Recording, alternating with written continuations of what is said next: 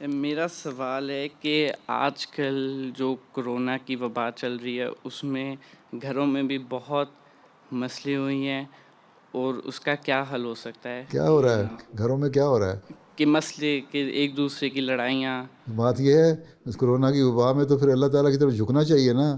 اگر یہ وبا ہے اور اللہ تعالیٰ کی طرف سے سزا ہے تو تب بھی آپس میں محبت پیار قائم ہونا چاہیے اور اللہ تعالیٰ سے معافی اور توبہ مانگنی چاہیے. آپس میں صلح صفائی کی فضا پیدا کرنی چاہیے کہ اللہ تعالیٰ اس ابتلا کو ہمارے سے دور کر دے، وبا کو دور کر دے.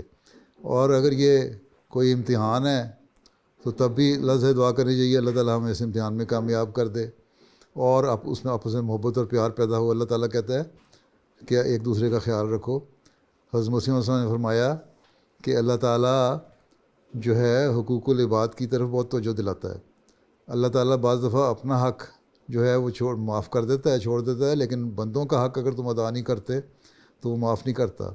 اگر خامند بیوی کا حق ادا نہیں کر رہا اور لڑائیاں بلا وجہ کر رہا ہے، ابھی میں نے اتنا لمبا خطبہ دیا ہے، تقریر کی ہے لجنہ جلسے پہ، تو وہ گناہ گار ہے. اگر بیوی خامند کا حق ادا نہیں کر رہے، بلا وجہ لڑائیاں کرنے کی کوشش کر رہی ہے تو وہ بھی حق ادا نہیں کر رہی. اگر بہن بھائی آپس میں لڑ رہے ہیں تو وہ بھی حق ادا نہیں کر رہے. اگر باپ بیٹیوں کو بچوں کے ساتھ صحیح سلوک نہیں کر رہا تو وہ بھی حق ادا نہیں کر رہا.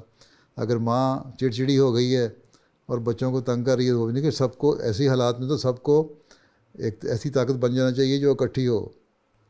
ٹھیک ہے، تو پھر ہی اللہ تعالیٰ کے فضل بھی جذب ہوتے ہیں. تو اس میں تو ٹھیک ہے حالات کی وجہ سے باہر نہیں نکل سکتے، وہ نہیں کر سکتے، لیکن اتنے بھی حالات کوئی نہیں ہیں. تم لوگ کون سی پابندی کرتے ہو سارے گھر والے؟ کرونا کی وجہ سے کام میں ذرا سی تھوڑی سی اوپر نیچے ہو گیا، لیکن بازاروں میں بھی نکل جاتے ہو، سڑکوں میں بھی پھر رہے ہوتے ہو، پارکوں میں بھی چلے جاتے ہو ہیں. جہاں باپ کا دل چاہتا ہے وہ بھی اپنے دوستوں میں گپیں مارنے چلا جاتا ہے، جہاں ماں کا دل چاہتا ہے وہ بھی اپنے سہیلیوں میں چلی جاتی ہے گپیں مارنے، جب تم لوگوں کا دل چاہتا ہے تم لوگ بھی نکل جاتے ہو.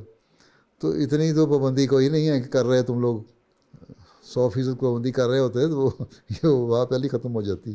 ہاں بعض ریسٹرکشن کی وجہ سے بعض دفعہ نفسیاتی اثر ہو جاتے ہیں، لیکن اس کا طریقہ یہی ہے کہ اللہ تعالیٰ سے دعا کرو کہ اللہ تعالیٰ اس ریسٹرکشن کو دور کرے اور اس بیماری کو دور کرے اور ریسٹرکشنز ختم ہو جائیں اور اللہ تعالیٰ ہم سب پہ فضل فرمائے. تو یہ تو دعاؤں کی طرف توجہ کی ضرورت ہے. ٹھیک ہے، اور ریئلائز کرنے کی ضرورت ہے کہ ہم نے ایک دوسرے کے حق کس طرح ادا کرنے ہیں. ٹھیک، وہ کرو گے تو سب گھر میں سکون اور ماحول ہوگا. یہ تو عام حالات میں بھی نہیں، کرونا تو بہانہ بن گیا. پہلے باپ جو تھا وہ گھر سے باہر رہتا تھا سارا دن، تو وہ پتہ نہیں لگتا تھا کہ اس کا مزاج کیسا ہے. اب وہ کیوں گھر میں رہتا ہے اس لیے اس کی سختیاں بچوں کو بھی جھیلنی پڑتی ہیں، بیوی کو بھی. اس لیے تم کہتے ہو ابا نے ایسا کر دیا، ابا نے ایسا کر دیا، یا اماں چڑچڑی ہو گئی ہیں.